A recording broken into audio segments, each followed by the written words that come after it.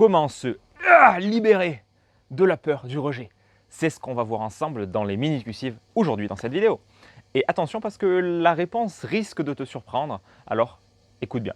Bonjour à toi, bienvenue dans cette nouvelle vidéo. Moi, c'est Fabien, auteur du livre L'ingrédient secret de la réussite et ostéopathe mental, c'est-à-dire que j'aide mes clients à exploser leur barrière mentale, psychologique à la réussite pour qui les empêche d'avoir les résultats qu'ils veulent. Et si toi aussi tu veux identifier quel est l'obstacle majeur psychologique qui t'empêche d'avancer, d'avoir vraiment les résultats que tu veux, parce que c'est de ça dont il s'agit, c'est rien d'autre, tu peux passer le Truth Test en cliquant sur le lien dans la description, ici ou là, tu trouveras, pour tout de suite savoir quel est l'obstacle psychologique qui te concerne. Et du coup, la peur du rejet fait partie de ces obstacles intérieurs psychologiques qu'on a tous. La peur du rejet, c'est quoi? Je ne parle pas de la peur du rejet, hein, pas Roger. Oh Roger, tu sais où tu pointes là? Qu'est-ce que tu me fais, Roger? Non, pas la peur de rejet. La peur du rejet. La peur du rejet, elle est profondément ancrée dans notre petit cerveau. Dans notre petit cerveau de sapiens, là, on se croit intelligent, mais il est toujours gouverné par des instincts primaires, des instincts profondément ancré en nous et ça ne changera pas comme ça demain la veille.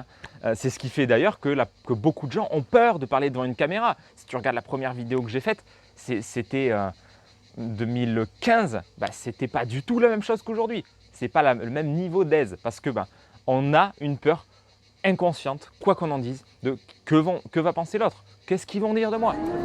Et du coup, cette peur du rejet, elle est vraiment ancrée. Si tu remontes à l'époque des chasseurs-cueilleurs, quand on était encore en tribu, être rejeté de la tribu était synonyme de mort parce que exclu. Et quand tu es exclu d'une tribu dans un monde sauvage où tu n'es pas la bestiole la plus forte, tu te fais croquer, que tu le veuilles ou non. Donc, aujourd'hui, ce n'est plus le cas. Aujourd'hui, tu peux être exclu d'un groupe sans aucun problème.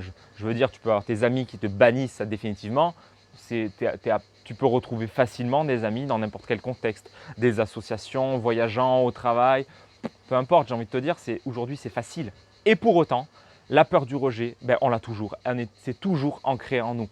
Regarde la peur de parler en public, mais ce n'est pas peur de parler en public qui est la réelle peur. Ce qui se cache dessous, c'est la peur du rejet, d'être exclu, d'être jugé, qu'on te jette des tomates, etc. Mais ça renvoie encore à la peur de la mort. Parce qu'à l'époque, pour notre petit cerveau, pour le cerveau reptilien le plus profond qu'on ne peut pas raisonner, pour lui, être exclu, c'est synonyme de mort. Donc ça, on a évolué avec et c'est comme ça. Maintenant, tu as deux possibilités pour te sortir de ce truc-là. Parce que la peur du rejet, finalement, elle est là. Maintenant, selon comment tu réagis, ça c'est ta responsabilité.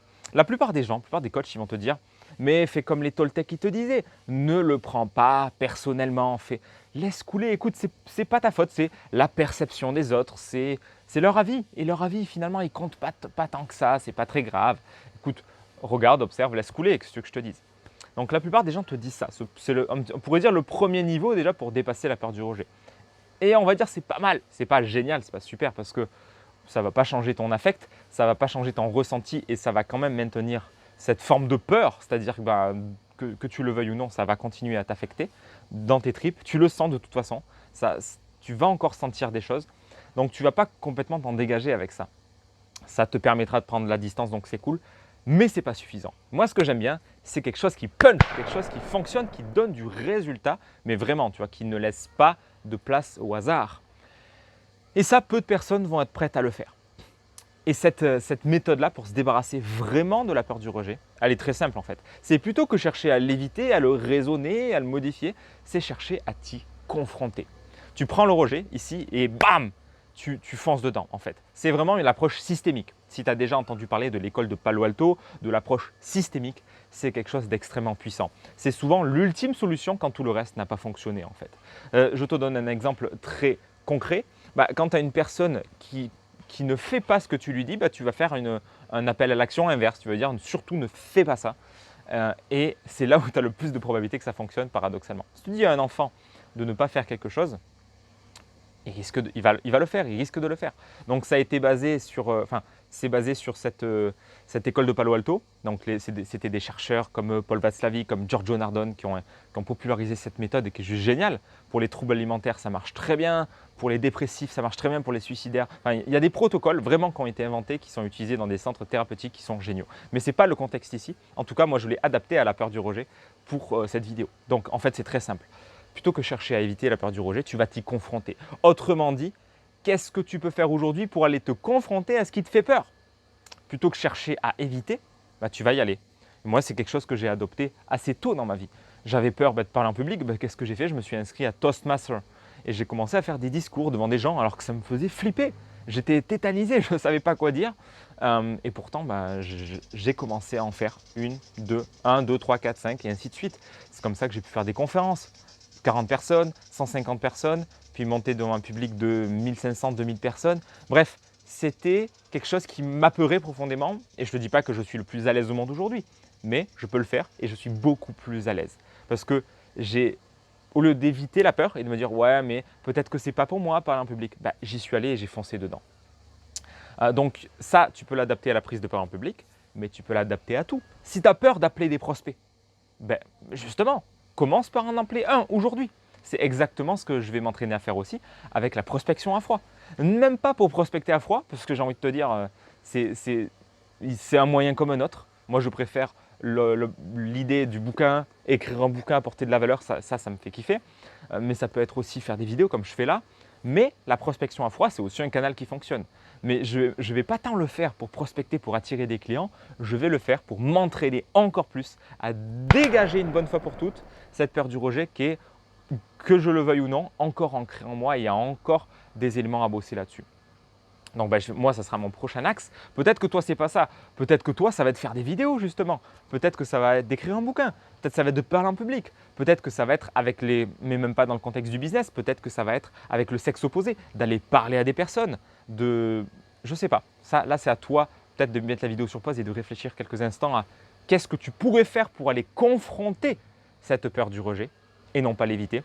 Et de commencer aujourd'hui. Et je ne te dis pas d'y aller franco. Enfin, si. Mais je ne te dis pas d'y aller, de passer ta journée à ça. Je veux dire, si c'est quelque chose qui te fait peur fondamentalement, tu ne vas pas commencer à faire quelque chose d'énorme. Et là, je vais te renvoyer vers un truc très simple. C'est juste le concept des petits pas. Commence tout petit. Fais un premier pas, une petite vidéo que tu publieras peut-être même pas dans un premier temps. Un petit discours devant 3 personnes. Tu invites tes amis. Tu fais un petit discours sur quelque chose, sur un domaine qui te plaît. Je ne te dis pas non plus d'écrire un bouquin. Écris un petit e-book, 15 pages et publie-le, etc., etc. Commence comme ça, petit. Cherche pas à te confronter à… C'est comme si tu cherchais tout de suite à combattre un mec qui est ceinture noire alors que tu viens de commencer un art martial. Ça, c'est pas possible. Tu vas te faire rétamer complètement. Commence petit, un mec qui a juste une ceinture jaune. Je crois que c'est la première. Et tu verras que ça va te permettre de progresser petit à petit. Il n'empêche qu'il faut quand même que tu y ailles vraiment franco. Tu ne vas pas hésiter. Règle des 3 secondes. 3, 2, 1 et go, tu y vas. Tu allumes ta caméra, tu prends un appel, etc. Tu fais ton truc. Mais ne te mets pas trop la pression. Vas-y progressif. C'est la clé pour vraiment progresser et comment dire, éduquer ton cerveau peu à peu à accepter plus cette idée du rejet. Mais tu verras que si tu es dans une optique de ne pas éviter le rejet, mais de le chercher, ça va changer toute ta dynamique mentale. C'est toujours pareil. Au plus tu vas chercher à éviter quelque chose, au plus tu vas en avoir peur et au plus ça va se manifester. Et au plus tu vas le chercher, au moins tu vas le vivre. Donc au plus tu vas chercher le rejet volontairement, et là je te renvoie vers l'excellent livre, c'était de Jia Zhang sur la peur du non, la thérapie du rejet d'ailleurs. Il a fait une super TEDx à ce sujet, tu auras des liens en dessous, je te mettrai les liens dans la description. Super conférence, super bouquin, ça peut te donner des idées justement pour peu à peu te vacciner définitivement contre le rejet parce que tant que tu as cette peur-là ancrée en toi, tu vas te brider, tu vas te limiter, tu vas galérer et tu ne vas pas fonctionner à ton plein potentiel, donc tu n'auras pas les résultats que tu veux. Donc ce serait dommage. Donc moi, ce que je t'invite à faire, c'est à poser une première action là, maintenant, pas dans 30 ans. Maintenant, tu poses une action et si tu as peur de rejet, confronte-toi à rejet, oh bordel. Donc, mets ça en application tout de suite, identifie qu'est-ce que tu pourrais faire pour commencer à te confronter à ça. Et tu peux, si tu as apprécié la vidéo, pouce bleu, tu me mets surtout un bon gros pouce bleu, tu partages. Moi, ça m'aide à faire connaître la vidéo, à faire connaître ce sujet qui est très important pour moi et ça va aider tellement de personnes. Donc vas-y, fais-toi plaisir, commente et dis-moi ce que tu en as pensé ci-dessous. Pour aller plus loin, tu peux passer le Truth Test en cliquant sur le lien dans la description. Ça va te donner de la clarté sur quel est l'obstacle qui t'empêche aujourd'hui d'avancer. C'est tout pour cette vidéo. À toi de jouer pour défoncer cette peur du rejet et à très bientôt dans une prochaine vidéo.